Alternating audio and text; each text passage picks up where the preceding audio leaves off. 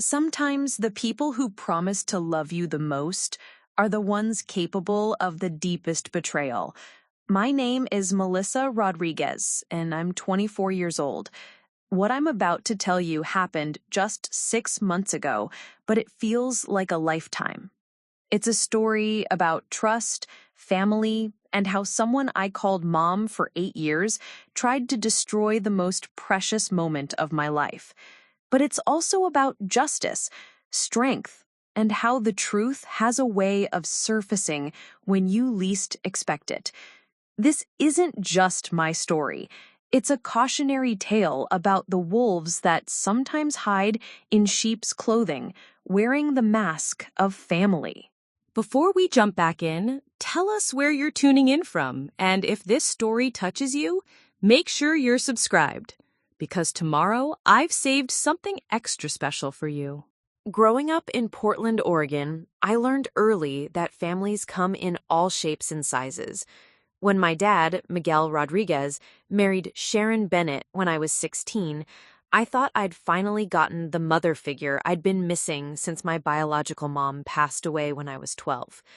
Sharon seemed like everything I could have wanted: warm, nurturing, and genuinely excited to be part of our family. For 8 years, Sharon played the role perfectly. She attended my high school graduation, helped me pick out my wedding dress, and was there when I got accepted to Portland State University for my nursing degree. When I met my husband, James Patterson, at a coffee shop near campus 3 years ago, Sharon was the first person I called to tell her about this amazing guy who made me laugh until my stomach hurt.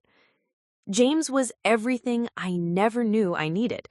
At 26, he was mature enough to handle my sometimes chaotic schedule as a nursing student, patient enough to quiz me on anatomy flashcards, and kind enough to bring me soup when I was cramming for finals. He worked as a software developer for a local tech startup, which meant he understood long hours and high stress. More importantly, he loved my family, even Sharon's sometimes overbearing tendency to rearrange my apartment when she visited. Our wedding 2 years ago was like something out of a fairy tale. Sharon insisted on helping with every detail, from choosing the flowers to coordinating with the caterer. She even gave a speech at the reception that brought tears to everyone's eyes, talking about how proud she was to watch me grow into the woman I'd become and how excited she was to officially be my mother-in-law, even though she'd always considered me her daughter. "Family isn't about blood," she said that night, raising her champagne glass. "It's about the people who choose to love you every single day. Melissa chose to let me into her heart, and I promise to honor that trust forever." The applause was thunderous. Even James's parents, who could be somewhat reserved, were wiping their eyes.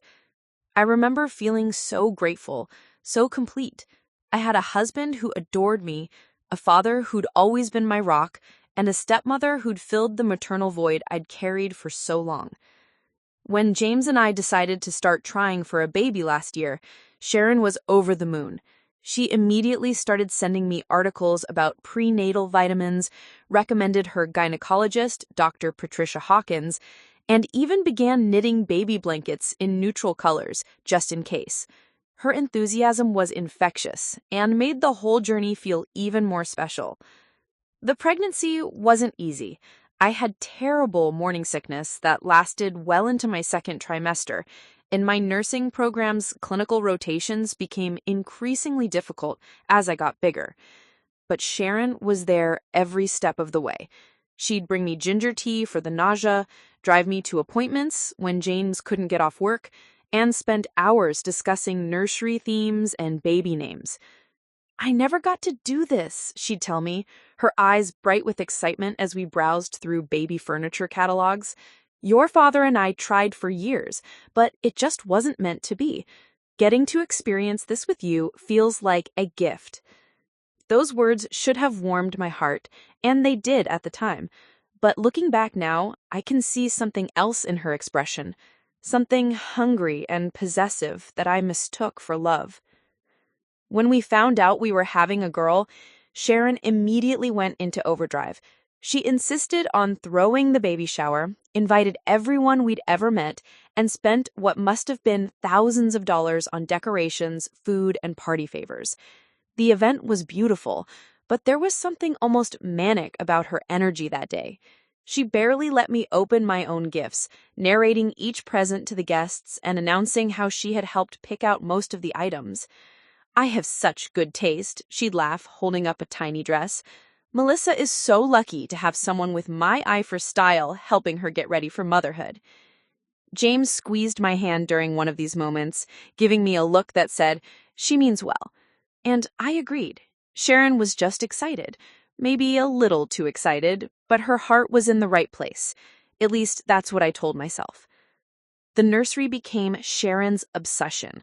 What started as offering to help paint became her taking complete control of the room's design.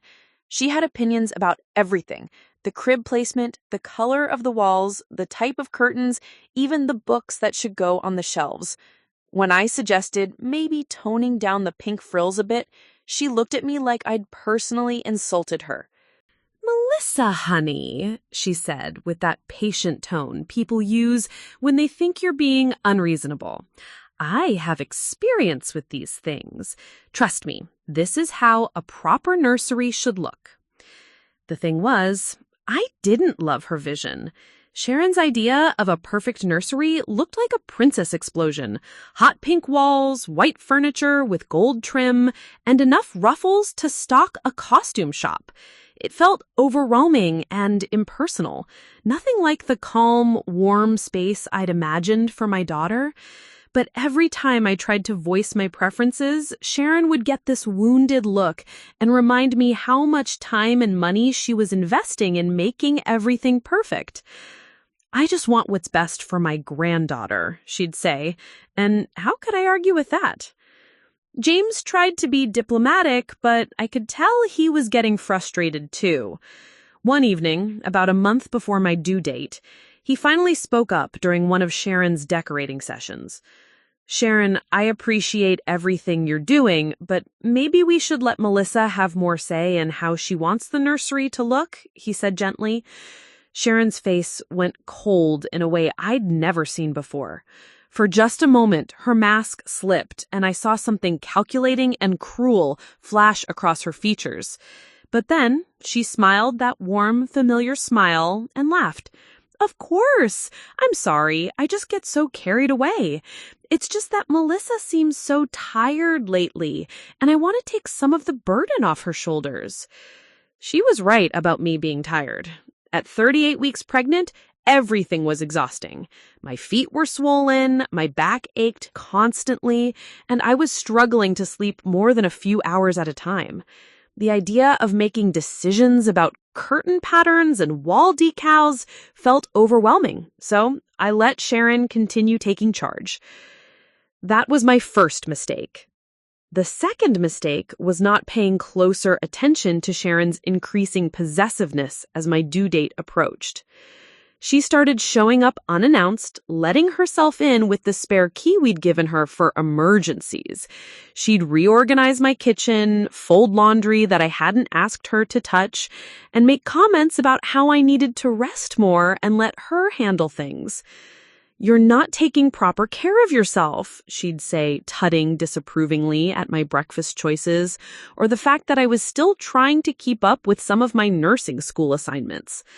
"When you're a mother, you'll understand that sacrifice is necessary." The comments stung because part of me worried she was right. Was I being selfish by trying to maintain some normalcy? Should I be doing more to prepare? The uncertainty made me second-guess myself constantly, which only made Sharon's controlling behavior seem more reasonable.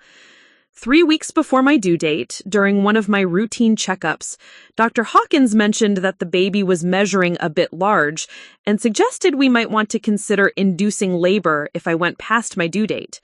That evening, when I shared this information with Sharon, her reaction was intense. "Absolutely not," she said firmly. "Natural birth is the only way. These doctors just want to rush everything for their own convenience." We exchanged glances. Sharon, if the doctor thinks it's safer, I began. I know more about these things than some young doctor. I've done the research. I've read all the books. Trust me, letting nature take its course is always better. The conversation left me feeling unsettled, but I pushed the feeling aside. Sharon loved me and wanted what was best for the baby. She was just passionate about her beliefs. Looking back, I can see how perfectly she had positioned herself as the expert, the caring mother figure who knew better than everyone else, including me. She'd spent months establishing herself as the authority on everything baby-related, making me doubt my own instincts and deferred to her judgment.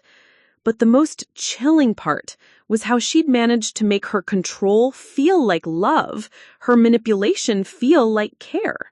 She'd created a situation where questioning her felt like being ungrateful, where asserting my own preferences felt like being unreasonable. I had no idea that behind that loving facade, Sharon was building towards something that would reveal the true depths of her deception. The nursery that she had poured so much attention into wasn't just about control or even about the baby. It was about destroying everything I'd built, everything I loved, in the most devastating way possible. And I was about to find out just how far she was willing to go. Preparing and narrating this story took us a lot of time, so if you are enjoying it, subscribe to our channel. It means a lot to us. Now, back to the story. October 15th started like any other Tuesday. I was exactly 40 weeks pregnant, and Dr. Hawkins had scheduled an induction for the following Friday if labor didn't begin naturally. That morning, I woke up with what I thought were just the usual pregnancy aches, but by noon, the cramping had developed into a distinct pattern that made my heart race with excitement and terror. "James," I called from the bathroom, where I had been timing contractions on my phone. "I think this is it." He dropped his laptop and rushed to me, his face pale with a mixture of joy and panic. "Are you sure? Should we call Dr. Hawkins? Should we go to the hospital right now?" I laughed, despite the discomfort. For all his calm, analytical nature, James had been a nervous wreck for the past 2 weeks. He'd packed and repacked our hospital bag 3 times, installed the car seat twice to make sure it was perfect, and had been sleeping with his phone on the nightstand, volume at maximum. "The contractions are still 10 minutes apart," I told him, checking my app again. "Dr. Hawkins said to come in when they're 5 minutes apart and consistent. We probably have several hours." What I didn't expect was for Sharon to show up 30 minutes later, letting herself in with her key before we'd even called anyone. "I had the strangest feeling," she announced, bustling into our kitchen with 2 grocery bags. "I just knew today was the day. A mother's intuition, you know?" She wasn't my mother, and the possessive way she said it made me uncomfortable, but I was too focused on managing the increasingly intense contractions to address it. James helped me through each one, rubbing my back and reminding me to breathe the way we'd learned in our birthing class. Sharon immediately took charge of the situation in her typical fashion. She started cooking what she claimed was a traditional labor-inducing meal, filled our diffuser with lavender oil without asking, and began rearranging our living room furniture to create better energy flow. "Sharon, that's really not necessary," James said diplomatically as she moved our coffee table for the 3rd time. "We should probably just keep things calm and normal." "Nonsense," she replied briskly. "This is one of the most important days of your lives. Everything needs to be perfect." By 3 in the afternoon, my contractions had intensified significantly, coming every 7 minutes and lasting longer each time. Sharon suggested we go to the hospital, but something about her urgency felt off. She seemed almost frantic, checking her watch repeatedly and pacing around our apartment. "Maybe we should wait a bit longer," I said, remembering Dr. Hawkins' instructions. She said 5 minutes apart. "Doctors don't know everything," she snapped, then immediately softened her tone. "I mean, every labor is different, sweetheart. With your first baby, it's better to be safe than sorry." James looked between us uncertainly, He trusted Sharon's experience, but he also wanted to follow medical advice. "What do you think, Mel? It's your call." Another contraction hit, stronger than before, and I had to grip the kitchen counter to get through it. When it passed, I realized Sharon was right. Something felt different, more urgent. Okay, I agreed. Let's go. The 20-minute drive to Portland General Hospital was a blur of increasingly painful contractions and James's white-knuckled grip on the steering wheel. Sharon sat in the back seat, offering a constant stream of advice and reassurance that somehow made me more anxious rather than less. "Remember to breathe through your nose," she instructed during one particularly intense contraction. "And don't let them give you an epidural too early. It can slow down labor." I hadn't asked her for her opinion on pain management, and her assumption that she had a say in my medical decisions irritated me. But arguing required energy I didn't have, so I focused on getting through each wave of pain. At the hospital, Sharon immediately positioned herself as my primary advocate, speaking to the nurses before I could answer their questions and making demands about my care that I hadn't requested. "She needs a private room," Sharon told the admissions nurse, "and I want to make sure Dr. Hawkins is called immediately." "Ma'am, I'll need the patient to fill out these forms," the nurse replied politely but firmly. "I'm her mother. I can handle the paperwork." James and I exchanged glances. Technically, Sharon was my stepmother, but more importantly, I was a capable adult who could speak for herself. The nurse seemed to sense the tension and directed her questions specifically to me, which I appreciated. After I was admitted and settled into a labor and delivery room, Sharon's behavior became even more controlling. She appointed herself gatekeeper, making decisions about who could visit and when, despite the fact that James and I had already discussed our preferences. "I think it's better if we keep visitors to a minimum," she announced to James's parents when they arrived. "Melissa needs to focus on labor, not entertaining people." James's mother, Patricia Patterson, was a soft-spoken woman who rarely asserted herself, but even she looked taken aback by Sharon's presumptuous tone. "We just wanted to offer our support," she said quietly. "Of course," Sharon replied with a tight smile, "but as someone with more experience in these matters, I think it's best if I manage the situation." The most troubling moment came when Dr. Hawkins arrived to check my progress. I was 6 centimeters dilated and handling the pain well, but Sharon immediately launched into a series of questions and demands that had nothing to do with my actual condition. "Doctor, I've been reading about the risks of Pitocin. I want to make sure you're not planning to rush this process." Dr. Hawkins glanced at me with raised eyebrows. "Is this something you're concerned about, Melissa?" Before I could answer, Sharon continued, "I also think we should discuss the episiotomy policy. I've read that too many doctors perform unnecessary procedures." "Sharon," I interrupted, embarrassed by her interrogation of my doctor. "Dr. Hawkins and I have already discussed my birth plan." But Sharon wasn't deterred. She spent the next 10 minutes challenging every aspect of standard labor and delivery care, citing articles she'd read online and statistics that seemed designed more to establish her authority than to advocate for my actual wishes.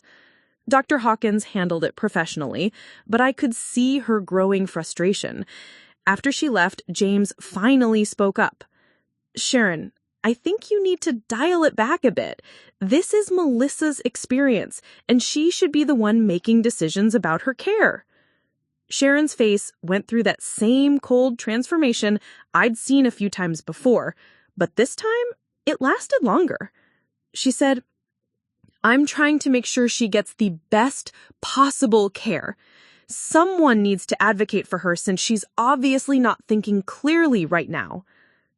The implication that I wasn't capable of advocating for myself during my own labor was infuriating.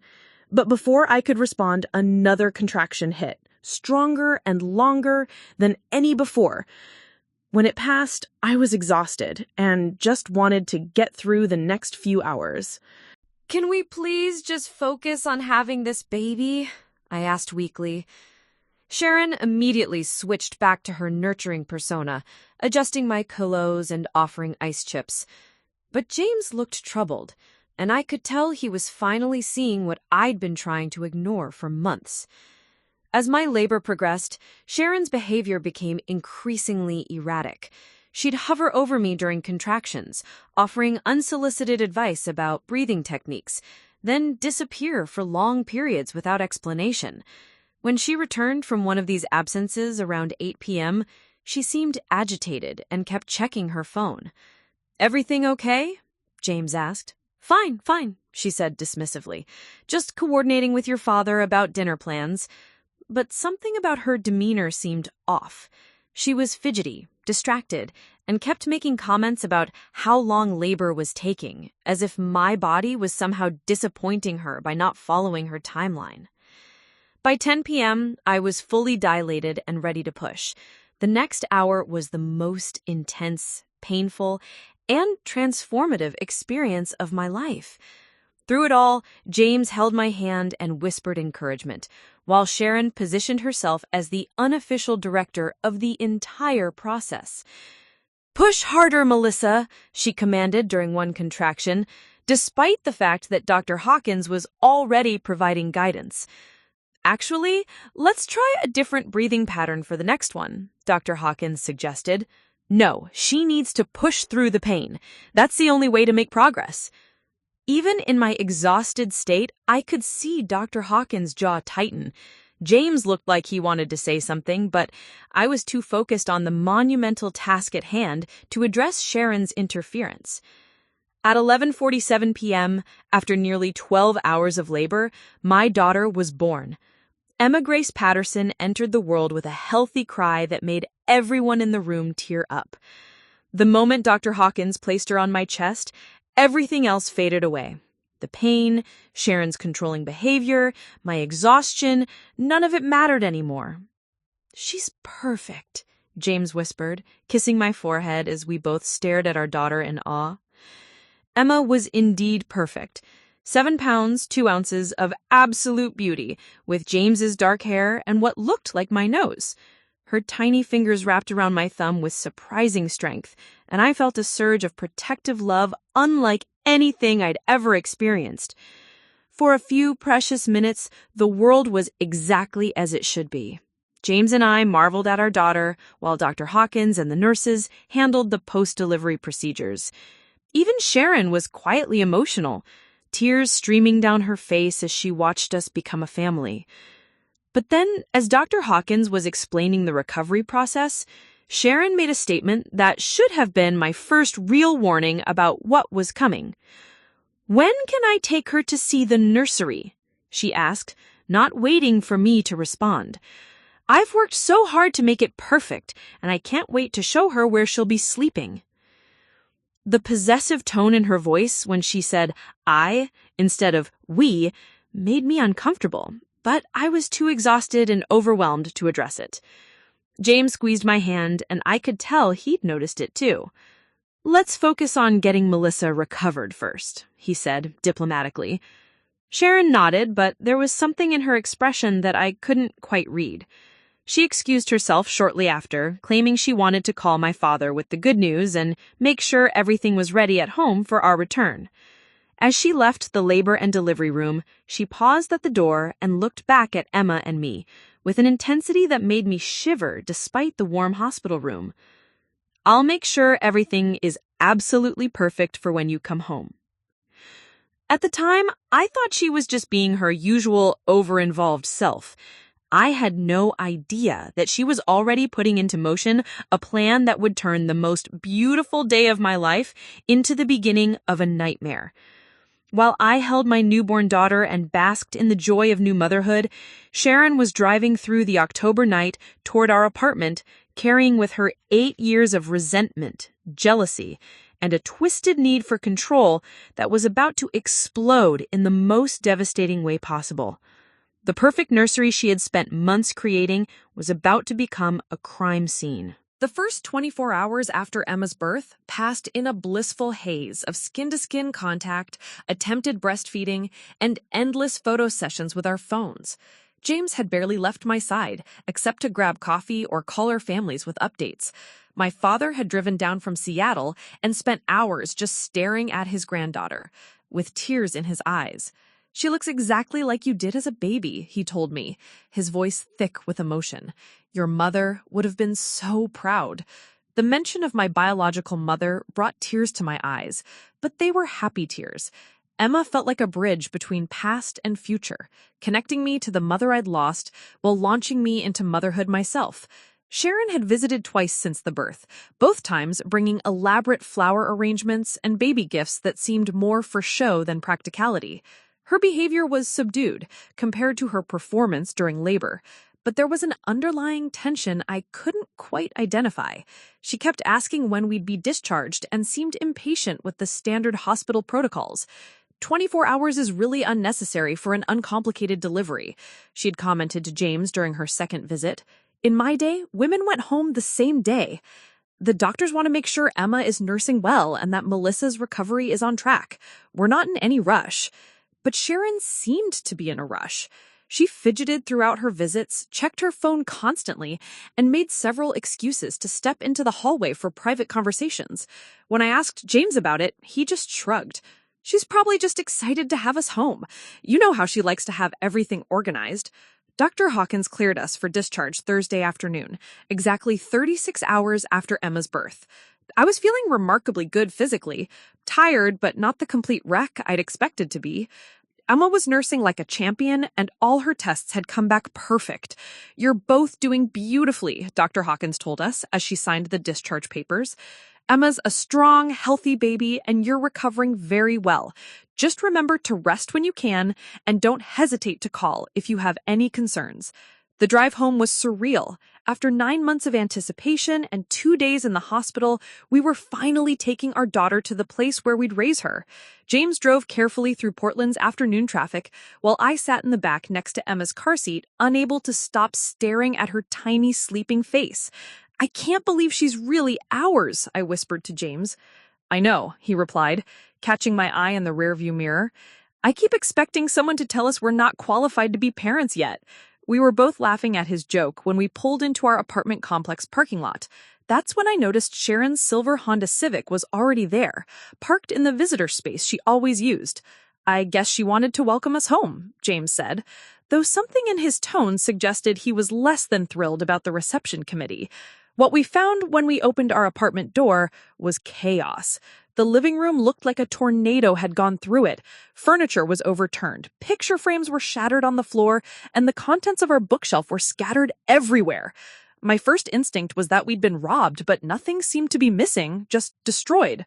"What the hell?" James breathed, stepping carefully over the broken glass from our wedding photo. Emma started crying, probably responding to the tension in our voices, and I instinctively pulled her carrier closer to me. "Where's Sharon? Her car is here." That's when we heard the sound coming from down the hallway, a rhythmic banging that made my blood run cold. James grabbed a baseball bat from our bedroom closet and motioned for me to stay back with the baby. The banging was coming from the nursery. As we approached the room, we could hear Sharon's voice, though we couldn't make out the words. She sounded frantic, almost manic, and the banging continued without pause. James reached for the doorknob, but I grabbed his arm. "Wait," I whispered. "Something's really wrong here. We should call the police." But before we could decide what to do, the noise stopped abruptly.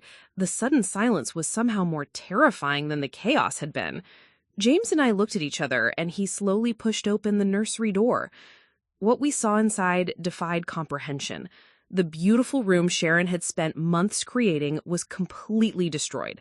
The crib was overturned and broken, its mattress slashed open with stuffing scattered everywhere. The changing table was upended, and baby clothes were ripped and scattered across the floor like confetti. The rocking chair I'd been so excited to nurse Emma in was lying on its side with one leg broken off. But the most disturbing part was the walls. Sharon had taken something, a hammer from the looks of the tool lying nearby, and systematically destroyed every surface. Holes were punched through the drywall at regular intervals, as if she'd been working with methodical precision. The pink paint she'd insisted on was scarred with deep gouges, and pieces of plaster covered everything like snow. In the middle of this destruction sat Sharon. She was on her knees in the center of the room, still holding a screwdriver, surrounded by the demolished remains of what had once been a beautiful mobile she'd special ordered from some boutique in California. Her hair was disheveled, her clothes were torn, and her hands were bleeding from what looked like cuts from broken glass or sharp metal. But the most disturbing part was her expression. She was smiling. "Sharon," James said carefully, as if approaching a wild animal, "what happened here?" She looked up at us with bright, almost cheerful eyes that seemed completely disconnected from the destruction around her. "Oh, you're home! Perfect timing! I was just finishing up." "Finishing up what?" I asked, though I'm not sure I really wanted to know the answer. "Making it better," she said matter-of-factly, as if we were discussing the weather. "The room was all wrong for Emma, so I fixed it." James took a step closer, still holding the baseball bat. "Sharon, this isn't fixed. You've destroyed everything." No, she said, shaking her head vigorously. "You don't understand. This room was never right for my granddaughter. It was too perfect, too planned. Babies need chaos. They need to understand that life isn't always pretty and organized." The way she said "my granddaughter" made my skin crawl. The possessive tone, combined with the destruction around us, painted a picture I didn't want to accept. "Sharon, you need to put down the screwdriver and explain what's happening here," James said, his voice firm but careful. Instead of complying, Sharon stood up and moved toward the closet, where she began pulling out the baby clothes that somehow survived her initial rampage. "These are all wrong too," she muttered, examining a tiny pink dress before ripping it in half. "Too fancy, too expensive. Emma needs practical clothes, simple clothes." I watched in horror as she systematically destroyed outfit after outfit, including several pieces that had been gifts from James's family and some that had belonged to me as a baby. Irreplaceable items my father had saved for over 20 years. "Stop," I said, my voice barely a whisper. Then louder, "Stop! Those are Emma's clothes." Sharon paused and looked at me with an expression I'd never seen before, cold, calculating, and utterly without remorse. "Emma is my responsibility now," she said calmly. "You're too young to know what she really needs. Too inexperienced.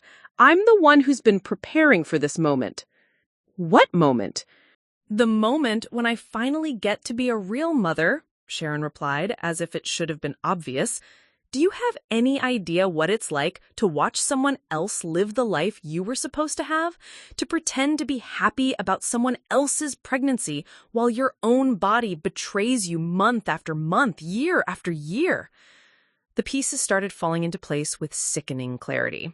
Sharon's over-involvement in my pregnancy, her insistence on controlling every aspect of the nursery, her possessive behavior at the hospital. This hadn't been about helping me. It had been about living vicariously through me in the most twisted way possible. "Sharon," I said carefully, still holding Emma's carrier close to my chest, "you need help. This isn't normal behavior." She laughed, a sound that sent chills down my spine. "Normal? You want to talk about normal? Is it normal for a 16-year-old girl to instantly accept a stepmother and never once question her motives? Is it normal to trust someone completely just because they marry your father?" "You married my father because you loved him," I said, though doubt was creeping into my voice. "I married your father because you reminded me of the daughter I'd never have," Sharon said bluntly, "because I thought if I couldn't create a family of my own, I could insert myself into yours. And it worked beautifully for 8 years. James stepped between Sharon and me, his protective instincts finally overriding his shock. "Okay, that's enough. Sharon, you're clearly having some kind of breakdown. We need to get you help. But right now, you need to leave our apartment." "Our apartment?" Sharon laughed again. "This is my apartment, too. I've been paying half your rent for the past 6 months. The statement hit me like a physical blow. James and I looked at each other in confusion. We'd never asked Sharon for money, and she'd never mentioned helping with our expenses. "What are you talking about?" James asked. You think your little tech job pays enough for this place and all the baby expenses? Sharon sneered. I've been covering your shortfalls since Melissa went on maternity leave early. The nursery furniture, the medical bills your insurance didn't cover, even your groceries. I've been bankrolling your entire life. I felt like the ground was shifting beneath my feet. If what Sharon was saying was true, then everything about our independence, our ability to provide for Emma, was built on a lie. We never asked you to do that, I said weakly. You didn't have to ask. I offered. And in return, I expected gratitude, respect, acknowledgement of everything I sacrificed to make this moment possible. So you destroyed the nursery because we weren't grateful enough? James asked incredulously. I destroyed the nursery because it wasn't mine, Sharon said simply. None of this was ever really mine. The pregnancy experience, the baby shower, the decorating. I was always just the helper, never the mother. Well, now I'm taking what I should have had from the beginning. The implication of her words hit me like ice water. What do you mean, taking what you should have had? Sharon's smile returned, and this time it was genuinely terrifying. Oh, sweetie, you really don't have a choice. The standoff in the destroyed nursery felt like it lasted forever, though it couldn't have been more than a few seconds. Sharon stood there with that unsettling smile, surrounded by the wreckage of what was supposed to be Emma's safe space, while James and I tried to process the magnitude of what we were dealing with. Sharon, listen to me very carefully, James said, his voice steady, but his knuckles white as he gripped the baseball bat. You're going to put down that screwdriver, walk out of this apartment, and we're going to pretend this conversation never happened. Then you're going to get professional help. Or what? Sharon asked, genuinely curious. You'll call the police? And tell them what, exactly? That your stepmother-in-law had a little accident while redecorating? The word accident sent a chill through me. Sharon was already constructing her defense, already planning how to spin this destruction as something innocent. But there was nothing accidental about the methodical way she destroyed every surface, every piece of furniture, every carefully chosen detail of Emma's room. This isn't an accident, Sharon, I said, finding my voice. This is deliberate destruction of our property. And what you're talking about with Emma, that's kidnapping. Sharon's expression shifted from mock sweetness to something harder, more calculating. Kidnapping is such an ugly word. I preferred to think of it as course correction. You see, Melissa, you've been living in a fantasy for the past 8 years, playing dress up as my daughter, pretending we're one big happy family. But families require sacrifice, and you've never sacrificed anything. That's not true, I protested, though her words stung because part of me had always felt guilty about how easily I'd accepted Sharon's love after my mother's death. Isn't it? Sharon moved closer, stepping over the broken pieces of what had once been a beautiful lamp shaped like a carousel. When have you ever put anyone else's needs before your own? When have you ever considered what I might want, what I might need? You're an adult, James interjected. It's not Melissa's job to manage your emotional needs. Sharon laughed, a sound like breaking glass. Spoken like someone who's never had to pretend to be happy about someone else's good fortune day after day, year after year. Do you know what it's like to smile and nod when someone tells you about their pregnancy, when your own body has failed you month after month? To help plan a baby shower when you've never had one of your own? The pain in her voice was real, and for a moment I felt a flicker of sympathy. But then I looked around at the destroyed nursery, at the broken pieces of my grandmother's rocking chair, at the shredded clothes that could never be replaced, and my sympathy turned to anger. So you decided to destroy everything because you're jealous? That's your solution? I decided to take what should have been mine from the beginning. Emma should have been my daughter, raised by someone who understands what it means to want something desperately. Instead, she's going to be raised by a child who got pregnant by accident and thinks motherhood is going to be all Instagram photos and matching outfits. Emma wasn't an accident, James said firmly. We planned this pregnancy. We wanted her. You wanted the idea of her. You wanted to play house and feel like grown-ups. But when the reality hits, the sleepless nights, the constant crying, the way a baby changes everything about your life, you'll realize you're not ready. And when that happens, I'll be there to take over. The certainty in her voice was terrifying. This wasn't a momentary breakdown or a fit of jealous rage. Sharon had thought this through. She'd been planning this for months, maybe even years. Even if we weren't ready, which we are, that still wouldn't give you the right to take our daughter. Rights? Sharon's voice rose to near shouting. You want to talk about rights? What right did you have to waltz into my life and become the daughter I always wanted but could never have? What right did you have to get everything I've dreamed of without even trying? I was 16 and grooming my mother. I didn't waltz into anything. You married my father. I married your father to get close to you, Sharon said bluntly. I saw you at the coffee shop where you worked after school, and you reminded me so much of myself at that age. Smart, determined, but so alone. I knew I could be the mother you needed, and in return, you could be the daughter I'd always wanted. The revelation hit me like a physical blow. My father's whirlwind romance with Sharon, which had seemed so romantic at the time, had actually been a calculated campaign to insert herself into my life. Every kind gesture, every motherly moment, every shared experience had been built on manipulation and deceit. You're lying, I whispered, though I could see the truth in her eyes.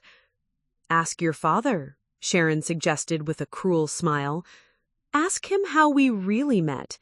Ask him why I was so interested in a widower with a teenage daughter when I could have had my pick of eligible men.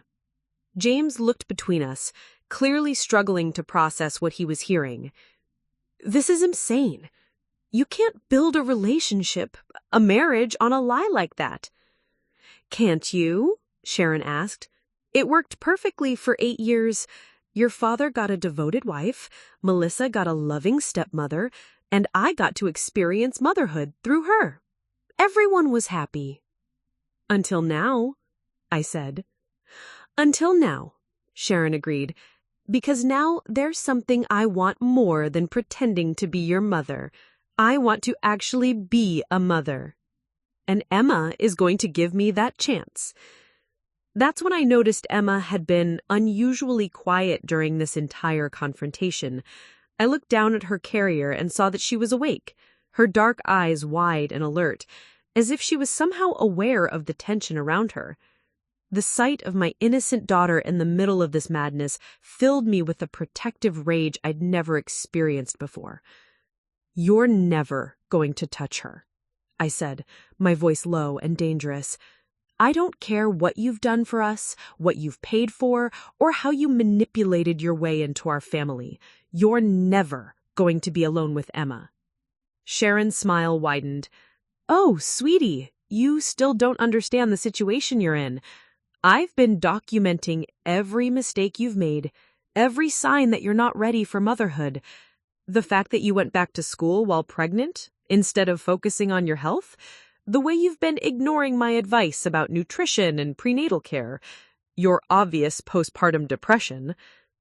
I don't have postpartum depression, I said. Don't you? Sharon tilted her head. The mood swings, the paranoia, the way you've been pushing away the people who are trying to help you, I have it all documented. Phone calls to your father expressing concern, emails to your doctors about my observations, even some very enlightening conversations with your nursing school professors about your declining performance. I felt the blood drain from my face.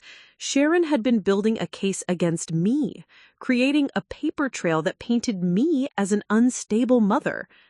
those professors would never discuss my academic performance with you.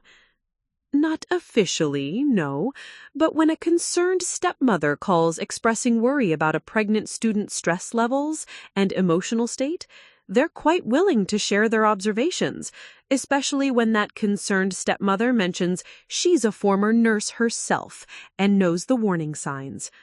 The lie came so smoothly that I almost believed it myself.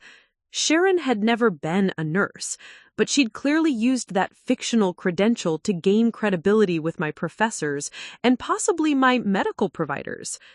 You've been sabotaging me. I've been protecting Emma, making sure that when the time comes to make custody decisions, the court will see who the responsible adult in this situation really is. James stepped forward, his face flushed with anger. You're talking about a custody battle over a child that isn't yours. Emma has 2 loving parents who are perfectly capable of caring for her. Are you? Sharon asked. Because from where I stand, you look like 2 scared kids in over their heads. Melissa can barely handle being a nursing student, let alone a mother. And you, James, you're so focused on your little computer job that you probably don't even realize how much I've been supporting your family financially. We'll pay you back, I said quickly. With what money? Sharon laughed. Your student loans? James's entry-level salary? Face it, you're completely dependent on me, and I'm not going anywhere. That's when James surprised all of us by pulling out his phone and starting to record. What are you doing? Sharon demanded. Getting evidence, James said calmly. Everything you've just said. The manipulation, the financial control, the threats about Emma, it's all being recorded. Sharon's composed mask finally cracked. You can't use that. You didn't have my consent to record me. Oregon is a one-party consent state. I only need my own permission to record a conversation I'm part of, and this conversation is definitely something the police are going to want to hear. For the first time since we'd found her in the nursery, Sharon looked genuinely rattled. She glanced around the destroyed room as if seeing it through someone else's eyes, perhaps finally realizing how her actions would look to law enforcement. You don't understand. I was trying to help. The room needed to be redone anyway. The feng shui was all wrong for a newborn. Is that what you're going to tell the police? That you destroyed thousands of dollars worth of furniture and baby supplies because of feng shui? Sharon's breathing became more rapid, and I could see her mind racing as she tried to figure out how to salvage the situation. But she'd revealed too much, threatened too much, destroyed too much to simply talk her way out of this. I think, James said carefully, it's time for you to leave. Now, before we call the police. And if I refuse? Sharon asked, though she was already backing toward the nursery door. Then we call them anyway, and you can explain to them why you were found in our apartment, destroying our property, talking about taking our baby. Sharon looked between us, and I could see her calculating her options. Finally, she set down the screwdriver and raised her hands in a gesture that might have been surrender or might have been mockery. Fine, she said. I'll go. But this isn't over, Melissa. Emma needs someone who truly understands what it means to be a mother, and when you realize you're not up to the task, I'll be waiting. As she walked past us toward the front door, she paused and looked directly at Emma, still sleeping peacefully in her carrier. Goodbye for now, my sweet granddaughter. Grandma Sharon will see you very soon. The possessive promise in her voice made it clear that despite everything that had just happened, Sharon still believed she would somehow end up with Emma. As we heard the front door close behind us, James and I looked at each other with the same thought. This was far from over. The silence after Sharon left was deafening. James and I stood in the destroyed nursery, holding Emma between us, trying to process what had just happened. The reality of Sharon's 8-year deception was slowly sinking in, and with it came a crushing sense of violation that went far beyond the physical destruction around us. We need to call the police, James said, though his voice sounded distant, like he was speaking through fog. And tell them what? I asked, still staring at the hole Sharon had punched through the wall where Emma's name had been painted in delicate pink script. That my stepmother had a mental breakdown and destroyed some furniture? She threatened to take Emma, James reminded me, holding up his phone with the recording. She admitted to manipulating our entire family for 8 years. She's been sabotaging your academic and medical records. He was right, but I felt paralyzed by the enormity of what we were facing. Sharon wasn't just some stranger who'd broken into our apartment. She was family. She'd been at our wedding, held my hand during difficult moments, celebrated every milestone of my pregnancy. The betrayal felt like losing a limb. Emma started fussing, probably sensing our distress, and I automatically began the swaying motion that had become second nature. As I tried to soothe her, my phone rang. The caller ID made my stomach drop. Dad. "Melissa, honey, how are you feeling?" My father's warm voice came through the speaker. "Sharon said you and Emma came home today. I wanted to give you some time to settle in before calling." I looked at James, who nodded grimly. We had to tell him what had happened, but how do you explain to someone that their wife of 8 years is actually a dangerous manipulator who's been using them to get close to their daughter? "Dad," I said carefully, "is Sharon there with you?" "No, she's still in Portland. Said she wanted to help you get organized before driving back to Seattle. Why?" James gestured toward the hallway, and we walked away from the nursery so Emma wouldn't hear if the conversation got heated. "Dad, something's happened. Something really serious." I spent the next 20 minutes explaining the destroyed apartment, Sharon's confession about how she'd really met him, and her threats about Emma. With each detail, the silence on the other end of the line grew heavier. Finally, my father spoke, his voice strained. "Melissa, are you sure about this?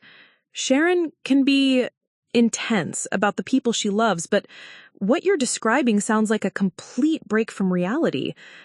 "I have it recorded, Dad," I said gently. "James recorded the whole conversation." "Play it for me."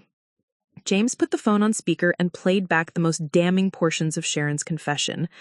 As we listened to her cold, calculated voice explaining how she'd targeted our family, I watched my father's world crumble through the silence on the other end of the line. When the recording ended, he was quiet for so long I thought the call had dropped. "Dad, are you there?" "I'm here," he said finally, his voice barely a whisper. I need to process this. The coffee shop thing. She always told me we met at a bookstore." "What coffee shop?" I asked, though I had a sinking feeling I already knew. "The one where you worked after school, Grind Coffee on Morrison Street. Sharon mentioned once that she'd seen you there, said what a sweet girl you seemed to be, but she always claimed we met when she accidentally grabbed my book at Powell's." The pieces were falling into place in the most horrifying way possible. "Dad, I'm so sorry," I said, though the words felt inadequate. "Don't apologize," he said firmly, though I could hear tears in his voice. "You didn't do anything wrong. I should have..." There were signs, looking back. The way she talked about you sometimes, like you were more her daughter than mine, how she knew things about your schedule and preferences that I'd never told her. James took the phone. "Miguel, we need to know, has Sharon ever shown any signs of mental instability before this? Any episodes of erratic behavior?" My father was quiet for a moment. "There were a few times. She'd get extremely upset if she thought I was spending too much time with friends or if I made plans without consulting her first. And she was obsessive about documenting everything. Photos, videos, keeping detailed journals about family events. I thought she was just sentimental." "Those journals could be evidence," James said. "If she's been planning this for years, there might be proof in her writings." "I'll look for them," my father promised. "But right now, what matters is keeping you and Emma safe. Have you called the police yet?" We hadn't, and I wasn't sure why. Maybe it was the shock, or maybe it was the part of me that still couldn't quite believe the woman who'd tucked me in when I had the flu was capable of what we'd witnessed. "We were about to," James said, "but we wanted to talk to you first." "Call them now," my father said urgently. And then pack a bag and go somewhere Sharon doesn't know about. A hotel, maybe, or friends she's never met. Don't underestimate her. If she's been planning this for 8 years, she's not going to give up easily. The idea of leaving our apartment felt like admitting defeat. But my father was right. We had no idea what Sharon might do next, and Emma's safety had to be our top priority. After we hung up, James called 911 while I started throwing essentials into a bag. The dispatcher was professional, but seemed somewhat skeptical about our report, until James mentioned the recording and the extent of the property damage. "Officers will be there within 15 minutes, she assured us. "Don't touch anything else in the damaged areas, and if the suspect returns, call immediately." While we waited for the police, I called my friend Rachel, a fellow nursing student who lived across town. I'd never mentioned Sharon's increasing possessiveness to her, so explaining the situation was complicated. But Rachel didn't hesitate. "Of course you can stay here," she said immediately. "Bring whatever you need. My roommate's out of town, so you can have her room." By the time the police arrived, I'd managed to pack a bag for Emma and myself, though I felt like I was moving through a dream. Everything familiar had become threatening. The apartment where we'd planned to raise our daughter, the family relationships I'd trusted, even my own judgment about people I loved. Officers Martinez and Chen were thorough and professional. They photographed the damage, took detailed statements from both James and me, and listened to the recording with increasingly serious expressions. "This is definitely criminal mischief in the first degree," Officer Martinez explained. "The property damage alone qualifies as a felony. The threats regarding your daughter could constitute harassment or even attempted kidnapping, depending on how the DA wants to pursue it." "What happens now?" I asked. "We'll put out a BLO for Sharon Bennett. Be on the lookout alert. We'll also file for an emergency restraining order on your behalf. In the meantime, you did the right thing by planning to stay somewhere else." Officer Martinez examined the nursery more closely, taking measurements and additional photos. "This wasn't random destruction," she observed. "The damage is too systematic, too thorough. Someone spent considerable time here." "How long do you think?" James asked. "Based on the extent of the damage? At least 2 hours, maybe 3. She would have had to work steadily to accomplish all this." The timeline was chilling. While we were in the hospital, bonding with our newborn daughter and celebrating Emma's arrival, Sharon had been in our apartment methodically destroying everything we prepared for her. "There's something else we need to discuss," Officer Chen said. "The financial manipulation you described, that could constitute elder abuse, fraud, or financial exploitation. We'll need to coordinate with the district attorney's office to determine what charges are appropriate." As the officers continued their investigation, I sat in our destroyed living room holding Emma and trying to make sense of everything. The woman who'd helped plan my wedding had been plotting against me. The person who'd driven me to doctor's appointments had been documenting my supposed inadequacies. The stepmother who'd claimed to love me had been using me to fulfill her own twisted maternal fantasies. "Mrs. Patterson?" Officer Martinez approached with her notepad. "I need to ask, has Sharon Bennett ever had access to your financial information? Bank accounts, credit cards, social security numbers?" The question hit me like ice water. In 8 years of family closeness, Sharon had certainly had opportunities to access our personal information. She'd helped us move apartments, had keys to our place, had even house sat for us during our honeymoon. "She's helped us with paperwork before," I admitted, "and she has keys to our apartment." "We're going to recommend you contact your bank and credit card companies immediately. Change all your passwords, freeze your credit, and monitor your accounts closely. If she's been manipulating other aspects of your life, financial abuse is a logical next step." James was already on his phone, calling our bank's fraud hotline. As I listened to him explaining the situation to a customer service representative, requesting account freezes and new cards, the full scope of Sharon's potential access to our lives became clear. She knew our social security numbers, our addresses, our work schedules, our friends' names, our habits and routines. She'd positioned herself as the helpful family member who could be trusted with anything, and we'd given her the keys to destroy us. "There's something else we need to discuss," Officer Chin said. As they prepared to leave, "Based on what you've told us about Sharon's behavior and her apparent long-term planning, we're going to recommend a psychological evaluation as part of the investigation.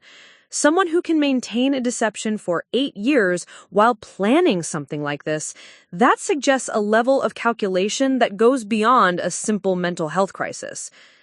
After the police left, James and I stood in our destroyed living room, holding Emma and trying to make sense of everything. The apartment that was supposed to be Emma's first home felt contaminated by Sharon's presence, poisoned by the knowledge of her true intentions. "We can't live like this," I said finally, "always looking over our shoulders, wondering what she's planning next." "We won't have to," James replied, though his voice was grim. "The police are taking this seriously. She'll be arrested, charged, and hopefully get the help she needs." But even as he said it, I could see the doubt in his eyes. Sharon had been planning this for 8 years.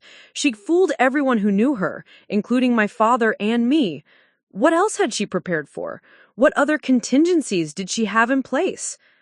As we loaded our car with the essentials and prepared to leave for Rachel's apartment, I took one last look at the place where we'd planned to start our life as a family. The destruction was heartbreaking, but it was also clarifying.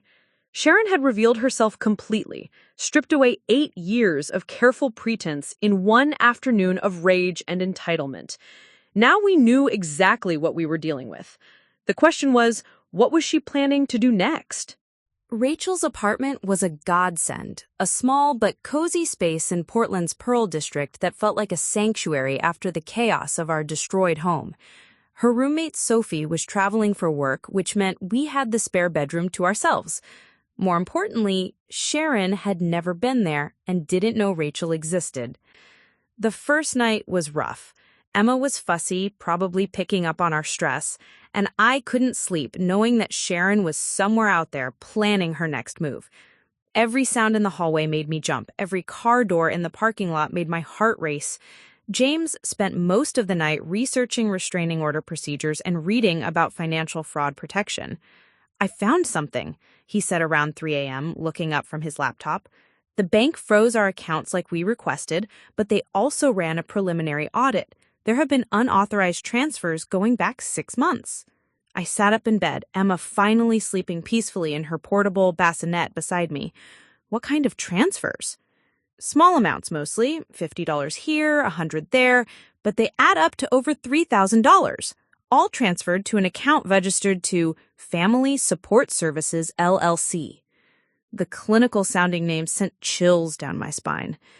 That sounds like something Sharon would create to make her financial manipulation seem legitimate. That's exactly what I thought. I forwarded everything to Officer Martinez. She said financial crimes detectives will want to trace this company and see what other activities it's been involved in. By morning, I felt like I'd been hit by a truck, but Emma was alert and hungry, which forced me into some semblance of a normal routine. Rachel had left for her clinical rotation early, but she'd stocked her fridge with groceries and left a note saying we should make ourselves at home. As I was feeding Emma, my phone rang. Officer Martinez. "Mrs. Patterson, we have an update on the Sharon Bennett situation. Are you somewhere you can talk freely?" "Yes, we're at a friend's place. What did you find?" "Several things. First, we tracked down Sharon's vehicle. She's been staying at a Motel 6 on McLaughlin Boulevard since yesterday evening. We have the location under surveillance, but she hasn't returned since this morning." "Where is she now?" "That's the concerning part. According to the motel clerk, she checked out early and said she had family business to attend to. We're treating this as a potential escalation of her threatening behavior." My stomach dropped. Family business could mean anything, but given Sharon's obsession with Emma, it probably meant she was planning something involving us. "There's more," Officer Martinez continued. "We obtained a warrant to search her motel room before housekeeping cleaned it. We found some disturbing items." "What kind of items?" "Detailed maps of your neighborhood, photos of your apartment building taken from various angles, and what appears to be a surveillance log of your daily routines. She's been watching you for weeks, possibly months. The revelation that Sharon had been stalking us long before Emma's birth made me feel physically sick. All those times she'd dropped by unexpectedly or seemed to know things about our schedule that we hadn't told her, she'd been conducting surveillance. We also found something else that might interest you, Officer Martinez said. A storage unit key and receipt. We're getting a warrant to search the unit this afternoon. What do you think is in there? Based on the pattern of behavior we're seeing, probably more evidence of long-term planning. Maybe items she's been collecting related to you and your family, or supplies for whatever she was planning to do with Emma. After I hung up, James and I looked at each other with growing dread. The scope of Sharon's deception kept expanding, revealing layers of calculation and obsession that went far beyond what we'd initially understood. We need to tell your dad. If she's escalating, he could be in danger too. I called my father, who answered on the first ring. He'd spent the night going through Sharon's belongings and had discovered what he called a shrine in their spare bedroom. Melissa, it's worse than we thought, he said, his voice heavy with exhaustion. She has photo albums full of pictures of you, going back to when you were 16. Pictures I didn't even know she'd taken. Some of them look like they were taken without your knowledge. What kind of pictures? You walking to work, you studying at coffee shops, you with friends at school. There are hundreds of them, organized by date and labeled with detailed notes about what you were doing, who you were with, even what you were wearing. The systematic nature of Sharon's obsession was becoming clearer. This wasn't a recent fixation triggered by my pregnancy. This was an 8-year campaign of surveillance and documentation. Dad, you need to get out of that house, I said urgently. If she's been this obsessive about me, she might blame you for letting the police get involved. I'm already packing, he assured me. I'm going to stay with my brother in Vancouver for a few days. But Melissa, there's something else you need to know about the photo albums. What? The most recent ones? They're not just of you. There are pictures of James, your apartment building, your car, even some of your friends and coworkers. She's been creating a complete database of everyone in your life. The implications hit me like a sledgehammer. Sharon hadn't just been stalking me. She'd been mapping my entire social network. She knew where James worked, where I went to school, where our friends lived. If she was planning to take Emma, she'd already identified every person who might help us or stand in her way. Have you found anything else? My father said grimly. She's been moving money around for months, creating accounts I didn't know about. It looks like she's been systematically preparing to disappear. Disappear? New identity documents, passport applications, even research about states with different custody laws. Melissa, I think she's been planning to take Emma and run. The phone felt slippery in my sweating palm.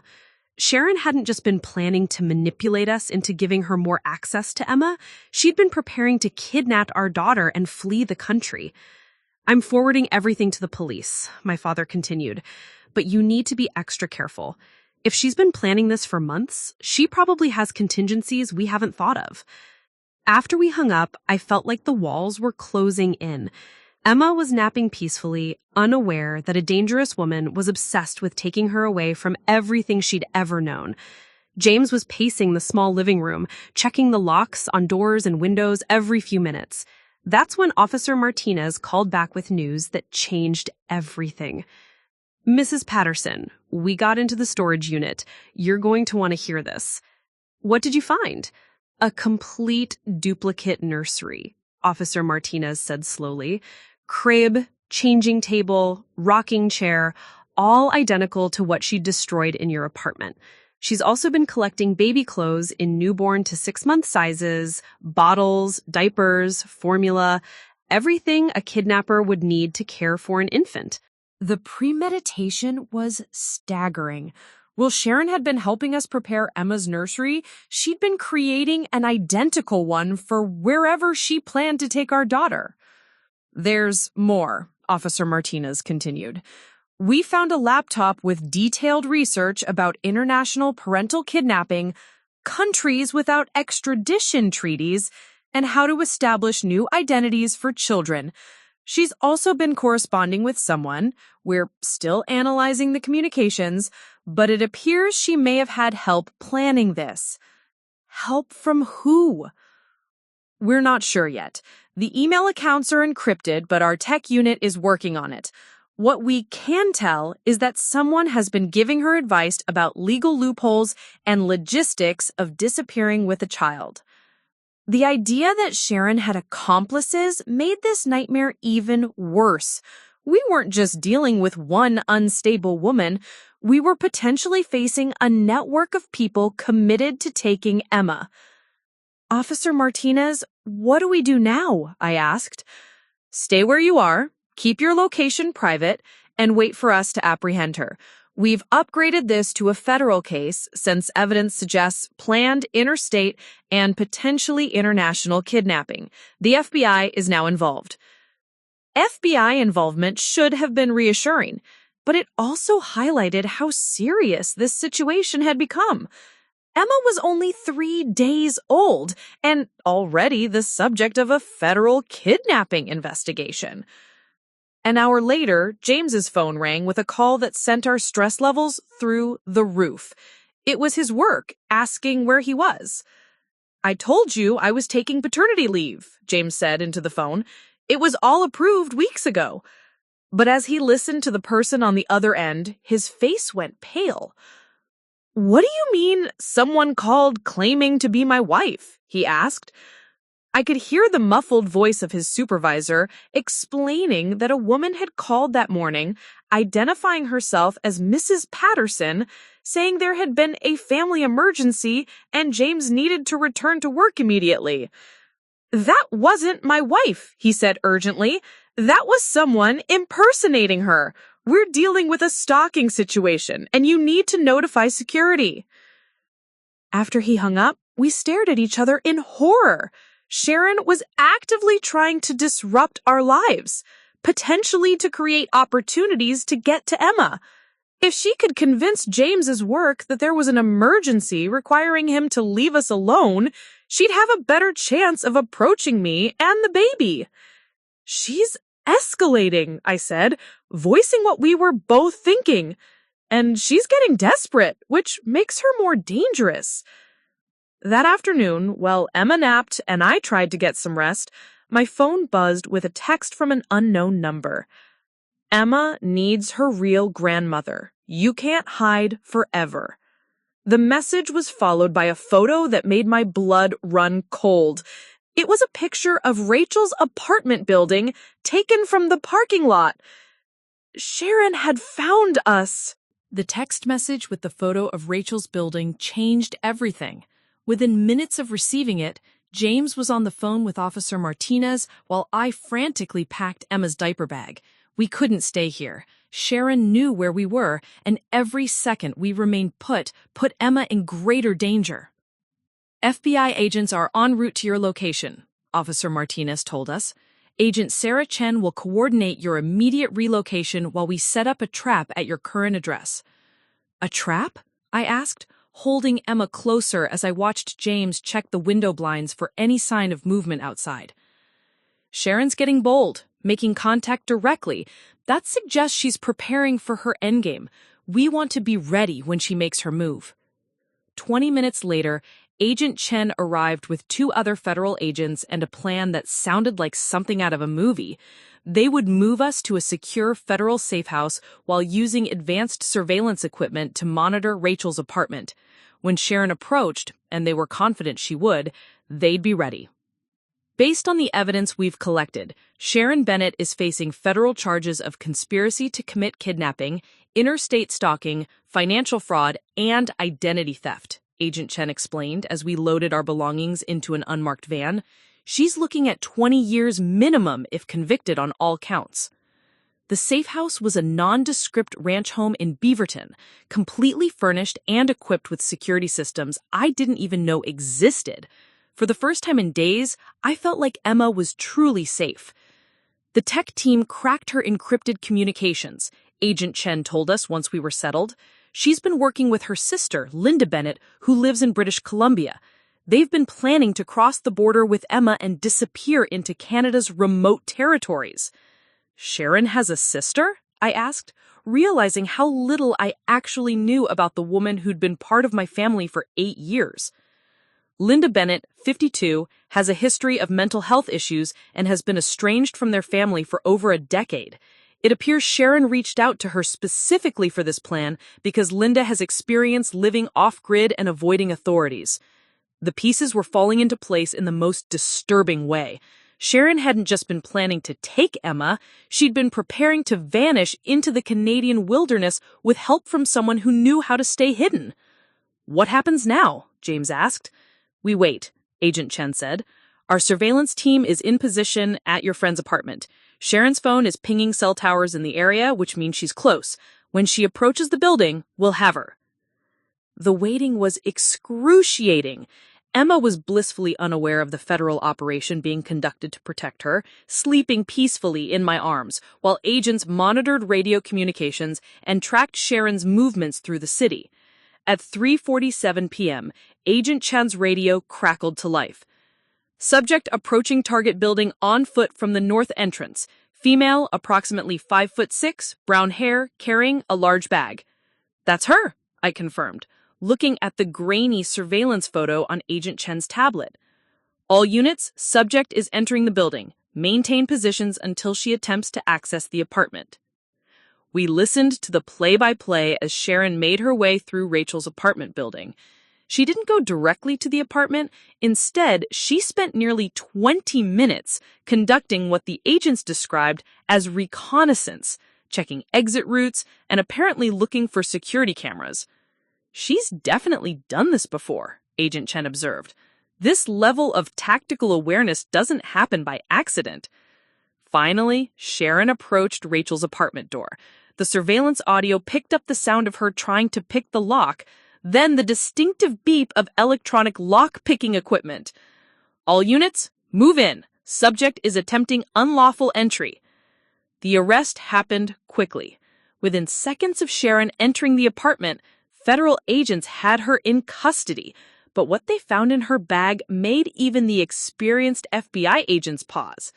She came prepared for a long-term abduction, Agent Chen told us over the phone from the scene. Forged birth certificate for Emma with Sharon listed as the mother, fake passport applications, over $10,000 in cash, and enough baby supplies for a cross-country trip. The forged documents were particularly chilling. Sharon had somehow obtained official-looking paperwork that would have allowed her to travel with Emma, claiming to be her grandmother, taking her granddaughter on a family trip. "How did she get fake documents?" James asked. "We're still investigating, but it appears her sister Linda has connections to document forgers who specialize in helping people disappear. This was a sophisticated operation." 2 hours later, we received the call we'd been waiting for. Sharon Bennett is in federal custody, Officer Martinez told us. She's been charged with attempted kidnapping, conspiracy, fraud, stalking, and a dozen other crimes. She won't be getting bail. The relief was overwhelming, but it was mixed with a profound sadness. The woman who taught me to drive, who'd helped me pick out my wedding dress, who'd been excited about Emma's birth, was now facing decades in federal prison. "What about her sister?" I asked. Linda Bennett was arrested by Canadian authorities at the border. She was waiting in a remote cabin with supplies for a long-term hiding situation. The coordination between our agencies prevented what could have been a very successful kidnapping. Over the following days, more details emerged about the scope of Sharon's planning. FBI analysts discovered she'd been researching our family for over 2 years before my pregnancy, collecting information and building detailed profiles of everyone in our lives. The photo albums my father had found were just the tip of the iceberg. Sharon had files on my professors, my friends, even my coworkers. She was building leverage, Agent Chen explained during one of our debriefing sessions. Every person in your life was a potential asset or obstacle to her plan. She knew exactly who she could manipulate and who she'd need to neutralize. The financial fraud was even more extensive than we had initially discovered. Sharon had been systematically stealing from us for months, but she'd also been manipulating my father's finances, draining his retirement accounts to fund her kidnapping preparations. The total theft appears to be over $50,000, the financial crimes investigator told us. She was very sophisticated about hiding the transfers, using shell companies and delayed transactions to avoid detection. My father was devastated when he learned the full extent of Sharon's financial manipulation. 8 years of marriage had been built on lies, and his trust in his own judgment was shattered. I keep thinking I should have seen the signs, he told me during one of our phone calls, but she was so careful, so convincing. She made me feel like the luckiest man alive to have found someone who loved my daughter as much as I did. That's exactly what she wanted you to think. She's a master manipulator. None of this is your fault. The legal proceedings moved surprisingly quickly. Faced with overwhelming evidence, including her own recorded confession, the surveillance logs, the forged documents, and her sister's cooperation with authorities, Sharon's lawyers advised her to accept a plea bargain. She was sentenced to 18 years in federal prison with no possibility of parole for the first 10 years. Linda Bennett received 5 years for conspiracy and aiding a kidnapping plot. During the sentencing hearing, Sharon was given the opportunity to make a statement. I attended, though my victim impact statement was read by the prosecutor because I couldn't bear to speak directly to her. "I want everyone to understand," Sharon said, looking directly at me from the defendant's table, "that everything I did came from love. I loved Melissa like my own daughter, and I would have loved Emma the same way. Sometimes love requires difficult choices." Even in her final statement, Sharon couldn't acknowledge the fundamental wrongness of her actions. To her, love justified manipulation, stalking, theft, and attempted kidnapping. She remained convinced that she would have been a better mother to Emma than I could ever be. The restraining order was made permanent, prohibiting Sharon from any contact with our family for the rest of her life. The judge was particularly stern about this, noting that Sharon's behavior demonstrated a complete lack of respect for family boundaries and personal autonomy. 6 months later, Emma and I were thriving in our new apartment, a place Sharon had never seen, in a neighborhood she'd never researched. James had gotten a promotion at work, partly because his company was impressed with how he'd handled the crisis. My father had moved to Portland to be closer to us, rebuilding his life after Sharon's betrayal. The new nursery was simple and warm, decorated in soft yellows and greens instead of the overwhelming pink Sharon had insisted on. Emma's crib sat in the corner where natural light filtered through gauze curtains, creating the peaceful atmosphere I'd originally envisioned. "She's never going to remember any of this," James said one evening, as we watched Emma playing with her toys on a blanket in the living room. "Good," I replied. "She'll grow up knowing she's loved and safe without having to understand what someone was willing to do to take that away from her." The experience changed how I thought about family, trust, and the people we let into our lives. But it also showed me the strength I had as a mother, the fierce protective instinct that had emerged when Emma was threatened. "Do you ever wonder what would have happened if we hadn't found Sharon in the nursery that day?" James asked. "I thought about it sometimes. If we'd come home to find the destruction but no explanation, would we have figured out what Sharon was planning? Would we have taken the threat seriously enough to protect Emma? I think we would have figured it out eventually, but I'm glad we didn't have to find out the hard way."